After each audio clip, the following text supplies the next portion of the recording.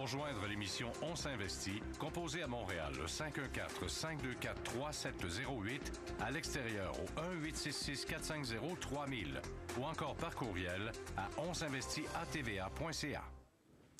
Alors, continuez à nous écrire et à nous faire parvenir vos questions sur la boîte vocale parce que même si on ne diffuse pas nécessairement le message, on les prend en note et on répond à vos questions en ondes. Même chose pour les courriels. Et d'ailleurs, il y a eu des réactions après l'émission d'hier, entre autres, concernant ces fameux fonds d'obligation dans les fonds communs d'obligation dans les pays émergents. Richard Giroux, hier, en a parlé et j'ai eu une question d'ailleurs. On nous demande, hier, M. Giroux a parlé de fonds communs de placement d'obligations pour investir dans les pays émergents. On voulait revoir la liste à nouveau. Il parlait d'un fonds de Manuvie notamment. Je l'ai devant moi ici. C'est le fonds de titres de créances des marchés émergents. Manuvie, un fonds qui existe depuis mai 2011, des fonds qui sont tous assez récents. AGF aussi semble en avoir un, mais en même temps, on veut avoir l'opinion de Michel Marcoux. Quel fonds suggère-t-il de son côté? Est-ce qu'on a à peu près le même portrait là, des fonds qui sont disponibles? Oui, bien en fait, ce qu'il faut faire attention, c'est que beaucoup d'investisseurs voient les rendements qui sont plus élevés que les fonds d'obligations canadiennes depuis quelques mois. Puis là, on voit que les compagnies de fonds se lancent dans ce marché-là, donc ça veut dire qu'il y a une question de marketing. Oui, il y a une demande. Moi, je dis de faire très attention parce que, juste pour comparer, la moyenne de l'écart type des fonds d'obligations canadiennes est de 3,4, alors que si on prend la médiane de la volatilité des fonds d'obligations du BRIC, en fait, là, c'est 7,5. Donc, c'est plus que le double. Donc, quand vous parlez de l'écart type, c'est que ça varie beaucoup autour de la moyenne. Alors, on a des risques de mauvaises surprises beaucoup plus grands. En fait, c'est ça, exactement. Donc, ça se peut qu'on ait des bonnes années, mais ça se peut qu'on ait des très mauvaises. L'autre chose, ce qu'on joue, c'est que mais ce qu'on disait hier, entre autres, c'était d'aller mettre un 5 sur sa portion obligation pour essayer de Mais encore là, ce que je vous dirais, au lieu que vous prenez la décision de dire on met 5 si vous avez un bon fonds d'obligation, votre gestionnaire va déjà probablement, si c'est intéressant, lui, aller mettre un 5 peut-être ailleurs, puis des fois un petit peu plus. Alors, je vous dirais que c'est souvent plus sage de faire ça que de prendre le risque soi-même, parce que si vous prenez le risque d'investir, il y a des fois aussi, il faut désinvestir. Alors là, vous n'avez pas les connaissances de choisir le moment pour investir.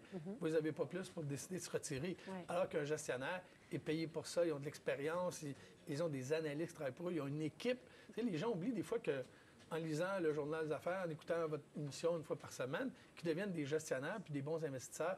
Alors que quand on prend un gestionnaire sur une équipe de 5, 10, 20, 30 analystes, est abonné à un paquet de lettres spécialisées. Alors, je pense qu'il faut faire attention. Mais est-ce que les fonds d'obligations canadiennes, par exemple, attribuent une partie de leur portefeuille ou peut attribuer une partie de son portefeuille dans des obligations de marché émergent? Je ne sais pas, parce qu'un fonds, par exemple, s'appelle un fonds d'action canadienne qui va être 100 en action canadienne. Des fois, il va y avoir un 5, 10, 15 étranger. Il s'agit d'en trouver, mais il y en a actuellement.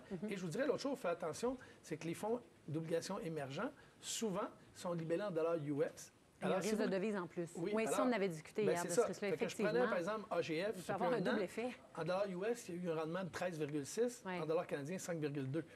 C'est pas pareil. C'est vrai. Alors, il faut faire donc, il y a deux risques à ça, le pays. Est-ce que de plus en plus, on voit des gestionnaires d'obligations qui regardent du côté des obligations de pays émergents? J'ai vu les performances là, de l'indice des fonds émergents sur les 5 dernières années. Ça donnait à peu près, en dollars canadiens, 7 par année. Donc, c'est sûr que les performances sont vraiment intéressantes. C'est JP Morgan qui calcule obligations des pays émergents seulement. Effectivement, là, mais on voit une tendance du côté, disons, des caisses de retraite. Les grandes caisses de retraite qui, elles, nous disent bien, on veut investir en obligations canadiennes, mais à 3 là, on cherche un petit peu de rendement, un peu plus que ça. Donc, on va aller du côté des rendements des obligations de pacotille, donc la high yield, et des pays émergents pour essayer d'aller augmenter le rendement. Parce qu'on parlait comme un pays comme le Brésil, qui n'est pas si endetté que ça, qui a quand même un bilan relativement sain, en tout cas, quand on compare même à celui des États-Unis ou à ce qu'on peut voir en Europe. Il peut y avoir des occasions là. Mais effectivement, ce sont les grandes caisses de retraite avec leurs experts. D'une part. Puis d'autre part, il faut être très diversifié parce qu'il ne faut pas oublier que ces pays-là, beaucoup ont déjà eu des défauts sur leur dette. Hein? Donc, puis au moment où on a vu tantôt la Grèce, qu'est-ce que ça fait? Quand les taux d'intérêt commencent à monter, bien, la dette diminue, la valeur de la dette diminue considérablement. Donc, il faut être prudent de ce côté-là. Donc, beaucoup de prudence et peut-être essayer de voir aussi si son gestionnaire d'obligations canadiennes n'a pas déjà une portion. Oui, puis est-ce que ça nous convient? Il faut se poser la question. Tout le monde veut faire du rendement, mais le risque qui va avec n'est pas fait pour tout le monde. Il faut avoir les reins solides. Alors voilà, j'espère que ça répond bien à cette première question. Deuxième question maintenant. Est-ce une bonne idée d'investir dans des obligations corporatives? Là, on voit que tout le monde, en tout cas dans le milieu des revenus fixes, on cherche peut-être des rendements supérieurs à ce qu'on peut voir actuellement. Avez-vous des suggestions en obligations corporatives? Et on demande, et on en avait parlé, je me rappelle, on en parle à quelques reprises, mais quand j'ai remplacé au mois de mai, on avait parlé des obligations à rendement réel. Qu'est-ce que c'est? Comment en acheter? Est-ce bon dans un REER? Bref, on sent que Pierre de Lévis cherche de nouvelles possibilités d'investir pour sa portion revenu fixe. Peut-être, Gérald, vous pouvez répondre à ça? Oui. En fait, quand on regarde les obligations corporatives 5 ans, je dirais qu'en général, on va avoir un taux de rendement qui oscille entre 2,75 et 3,5 Donc, j'ai regardé un petit peu l'ensemble. Un BCE va donner 3,55. Là, c'est un rendement institutionnel. Donc, il faut peut-être en enlever un petit peu pour aller du côté du marché du détail. Un TELUS, 3,59. Les banques, les grandes banques canadiennes, une note de dépôt va donner entre 2,90 et 3 alors qu'une débenture va donner entre 3,25 et 3,35 Et ça, c'est sur quelle échéance? 5 ans. Toujours 5 ans. J'ai toujours regardé les 5 ans. Et mettons, une compagnie comme Enbridge ou une compagnie comme TransCanada Pipeline, qui sont des pipelines, aux alentours de 3 sur ces titres-là. Et ça se compare à quoi pour des obligations actuellement gouvernementales ou municipales? Une obligation du gouvernement du Canada à 3 ans va donner environ 2 actuellement.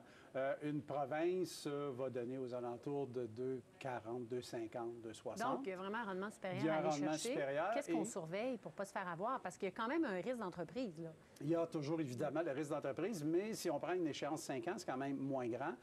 Les entreprises que je vous ai données là ont des cotes de crédit qui sont excellentes, donc au-dessus de 3B. Fait que déjà, ça, en partant, c'est très rassurant. Et puis, les obligations qu'il faut noter aussi, c'est les obligations du secteur municipal Québec, qui vont donner aussi aux alentours de 3 de rendement pour une obligation 5 ans. Et c'est comme un gouvernemental, même si c'est le 3e palier de gouvernement, qui va donner un rendement souvent équivalent à une banque actuellement. Donc, c'est quelque chose à surveiller. Ben oui. Parce que, normalement, la banque devrait fournir un rendement supérieur à la municipalité. Donc, il y a peut-être. Mais actuellement, ce n'est pas tout à fait le cas. Actuellement, ils sont à peu près équivalents. Bon. Donc, et il faut comprendre que quand on achète une obligation corporative, on peut l'acheter en cours de route. Elle n'est pas encore à échéance. Le rendement qu'on voit, c'est son rendement à l'échéance. Alors, il faut le garder jusqu'à l'échéance. Si on vend en cours de route, on peut perdre, là.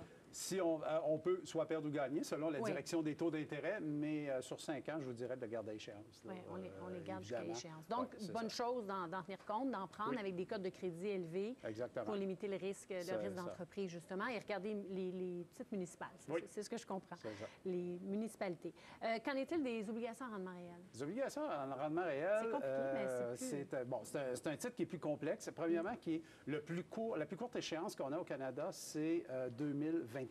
Donc, c'est une obligation de 10 ans. Parce que le gouvernement du Canada, qui est un des seuls émetteurs d'obligations à rendement réel, émet toujours à 30 ans.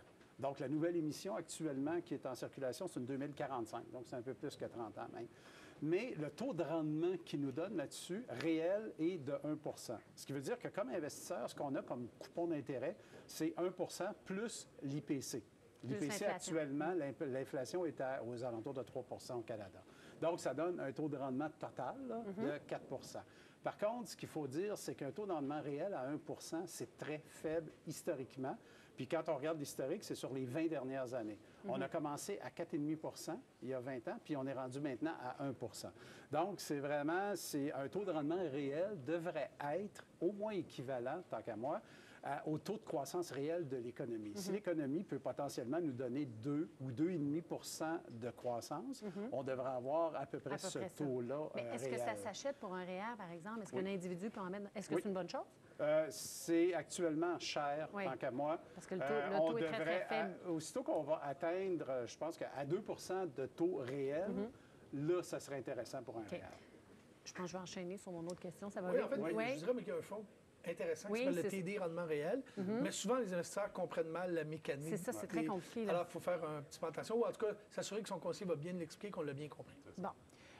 On poursuit. Combien d'argent devrait-on mettre dans un fonds commun de placement? J'ai des placements pour 200 000. Est-ce que c'est une bonne stratégie de ne pas mettre plus que 10 de mon portefeuille dans un fonds Gilles de Montréal?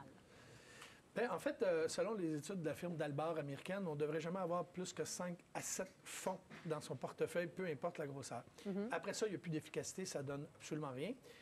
Moi, je vous dirais, j'ai déjà vu des transactions à 18 millions dans un fonds mutuel. Ça se fait. Pourquoi? Parce que le fonds a une diversification que monsieur et madame tout le monde ne peut pas avoir. Comme je disais tantôt, d'un fonds équilibré, par exemple, où on va trouver 1000 positions d'obligations et au-delà de 100 actions, je veux dire, si quelqu'un se mettait à acheter ça, un, il faut l'acheter. 2, il faut le gérer. C'est un autre problème.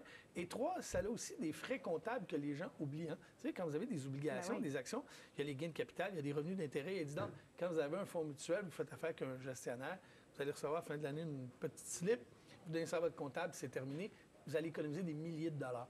Alors, pour moi, 200 000 aucun problème. Si c'est un fonds qui lui convient, je suis très à l'aise avec ça. Donc, c'est-à-dire, pas besoin de limiter à 10 000 par fonds. Là, pas du tout.